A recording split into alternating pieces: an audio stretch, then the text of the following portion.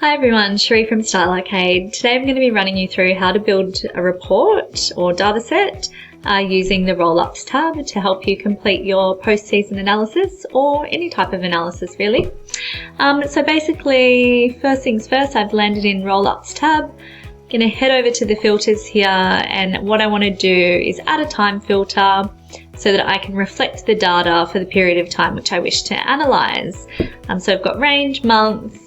We want to start in Jan and finish in March, so we'll look at the first quarter. So that's done.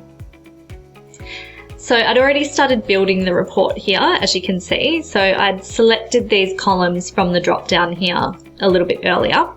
So sales units after returns, sales units after return, the mix of both of those, and then I've got intake. But what I want to do is I want to add the mix for intake. So how I do that is I head over to the formula button here, select add mix, type in intake units by column and select the tick there. So I can see that that's immediately populated at the end of the report here.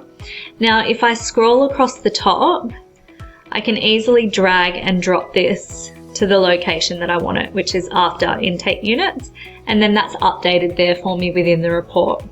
So I'm happy with my metrics that I've got across the top here, but I think that I am missing sell-through. So let's head over to select columns, type in sell-through percent. I've just added that to the end there. So I'm happy with how the report's looking. As this was one that I'd already started building earlier, I'm going to save the view. Now, if I'm wanting to make changes to my rows, so say I'm wanting to drop down to the next in a little bit more detail, so to speak. So looking at category here, what I can do is select rows. Say we want to have a look at it by product.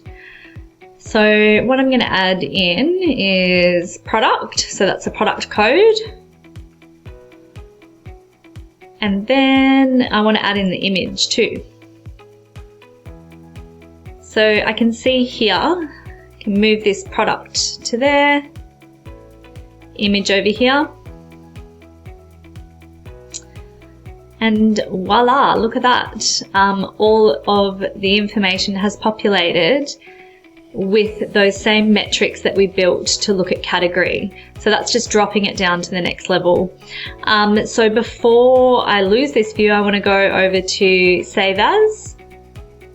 So this will be end of season analysis by product.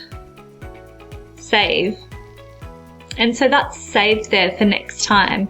So all you have to do basically is go into my saved views, and then you can see your end of season by category and then my end of season by product. So I just click into that next time that I need to use this and update the time filter, and the data is all ready to go for me.